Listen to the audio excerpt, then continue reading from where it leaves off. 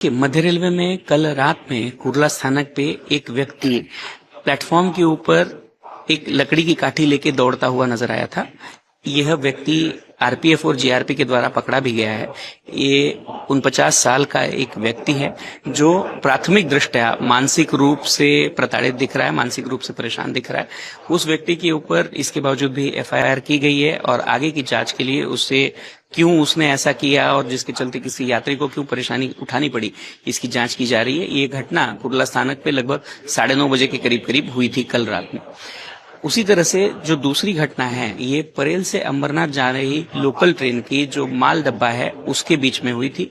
ये जो माल डब्बा के बीच में जो व्यक्ति आप यात्रा कर रहे थे, ये घटना लगभग रात में 12 बजे के बाद की है। उस वक्त पे गाड़ी में ज्यादा व्यक्ति नहीं थे या कोई भीड़ नहीं थी, उसके बावजूद भी कौन किस सीट पे बैठेगा और किस तरह से उस सीट को डिस्ट्रीब्यूट किया जाएगा, इसके ऊपर उनके बीच में बात हुई है। और इसी क्रम में उनके ऊपर जो बात हुई है उस बात के माध्यम से उसमें कुछ बात बढ़ गई और उसके बीच में हाथापाई हुई है। इसमें कुल 4 लोगों के बीच में ये हाथापाई हुई है। उनमें से 2 व्यक्ति जो ठाकुरली स्टेशन पे उतर गए थे और आगे 2 व्यक्ति और कल्याण स्टेशन पे उतरे थे। कल्याण स्टेशन पे तो जो व्यक्ति उतरे थे उन दोनों व्यक्तियों को फर्स्ट एड कल्याण स्टेशन पे दी गई और आवश्यकता अनुसार उनको वहां से अस्पताल भी शिफ्ट किया गया। अस्पताल शिफ्ट करने के बाद उसमें से एक व्यक्ति को सर पे कड़े की वजह से, जो हाथ में कड़ा पहनते हैं, उस कड़े की वजह से मार लगने की जानकारी प्राप्त हुई और उसके चलते उसे सायान हॉस्पिटल में शिफ्ट किया गया है।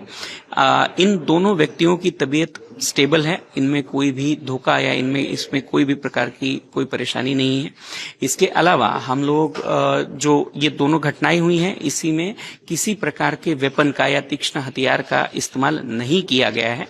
ये घटना रात की जो घटना है उसमें आपसी जो कहा सुनी हुई उसके बाद में मारपीट की ये घटना हुई है। हम लोग यात्रियों से, आप सभी के माध्यम से ये निवेदन करना चाहते हैं कि कृपया आप यात्रा के दरमियान भी संयम बरतें और इस सभी जो सहयात्री हैं उनसे भी ये विनती है कि अगर आप ऐसी घटनाओं को रोक सकते हैं तो कृपया रोकें।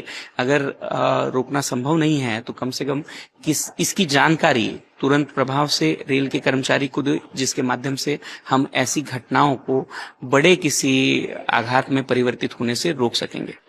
सबसे पहले मैं आपको ये बताना चाहूंगा कि उन दोनों व्यक्तियों से बात हुई है और जिसे सर पे लगा है, चोट आई है, उसने ये बताया है कि सामने वाला जो व्यक्ति था उसके हाथ में जो कड़ा होता है उस कड़े की वजह से वो चोट लगी हुई है।